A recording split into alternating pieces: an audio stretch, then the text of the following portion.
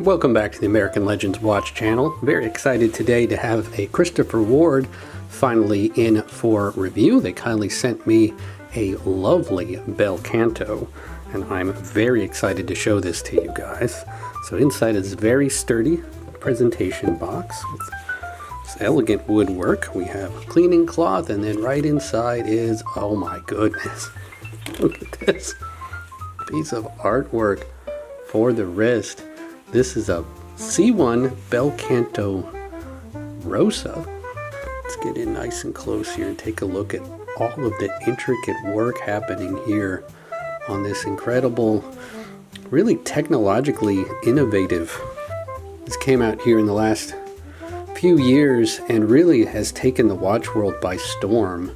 This is the kind of thing that normally you would expect to be in ridiculously low production and waiting lists and have to work your way up to, but they have brought this incredible chime to a relatively affordable level, a Sonier kind of chime that strikes on the hour and makes the most lovely tone. So let's go ahead and turn it on with this actuator here, and we'll hear it here right away. Get ready for this. Oh, so nice. That is such a nice sound. Look at this thing. So we have the time up here on the upper dial, so offset. The hour and minute hands actually are loomed with the indices. But the real star of the show is this mechanism down here that's supposed to look like a bird with the beak there. And as the hour goes by, let's just go ahead and wind it forward. We'll see that tail kind of get farther away from the chime, farther away, until finally you pass by the top of the hour, and oh, so nice. So nice. Let's do it again. Let's do one more time. Oh, so nice. All right, let's stop messing around. So this thing is a little bit bigger than I would normally wear, but considering what all is going on in here, I think that's a reasonable trade-off. Let's zoom out a little bit and I'll put it on the wrist. I'm wearing kind of the opposite end of the independent brand spectrum right now, kind of diminutive, about a 36 millimeter Laurier that I'll separate video on. So that's kind of a smaller dress piece. This is a larger, dressier piece, especially here on the leather.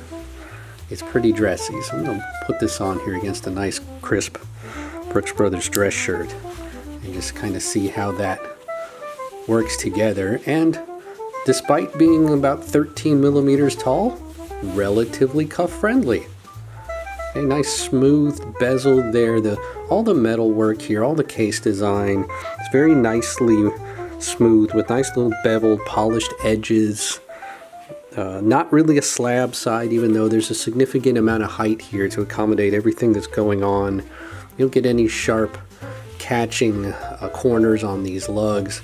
Overall, it is an elegant kind of presentation despite it being this large size. And on the wrist, just looking down, you really do get a lot of interesting reflections off of all of that metal work that's happening there, all the components that are leading to the chiming mechanism working. The movement is somewhat in-house. The whole chiming mechanism down here, of course, all the dial components, they made all of this in-house, but it's stacked on top of a Sellita SW200. So height-wise, with that flat sapphire crystal, we're coming in at a little over 13. And the lug-to-lug distance is, for its size, not crazy, just a hair under 48 millimeters. Because of the case size, we're looking at 22 millimeter lugs, which of course is understandable, and then overall we have 41 and a half. So I think it's advertised at 41, and if we just measure what the dial is that tells us the time, we're looking at like 17 millimeters or so. But having taken this out and worn this on a few occasions now while I've had this, the time reading is fine. I was concerned that the legibility of actually reading the time would suffer, but it's really not bad. You look down at a glance, and the stick hands, they're visible, even though I kind of wish that bridge underneath maybe had a little bit of a darker finish. They have a newer version, the Bel Canto Classic, I'll put on the screen, that has Roman numerals and things around the dial, as well as a guilloche pattern there. It's just a little bit more expensive, but it's a little fancier. But overall, I've really enjoyed having this in. You get all these great details. You get this kind of texture on the back. You have kind of really elegant style pusher here. This really is functional. You can turn this off, and then if you're in a meeting or whatever, you're not going to draw attention to yourself with the chiming. But throughout the day, having this on and hearing this delicate little, oh, so nice. Throughout the day, it made me smile anytime I had this on the wrist. Really enjoyed this. If I were to pull the trigger on one of these myself, I probably wouldn't do this colorway. I've tried salmon dials. I had a great Formex with the space gold, and really didn't like that it kind of blended in with my skin tone. So I think I would go with one of the blue variants. Put those on the screen. They have a dark blue and they have a light blue. It's really, really, really well done.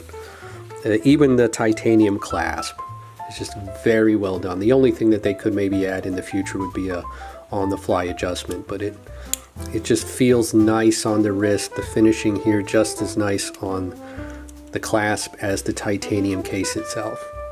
All right, guys, if you have any questions about this lovely Bel Canto, put them in the comments below. I'll be happy to answer any questions. But for right now, God bless and have fun out there.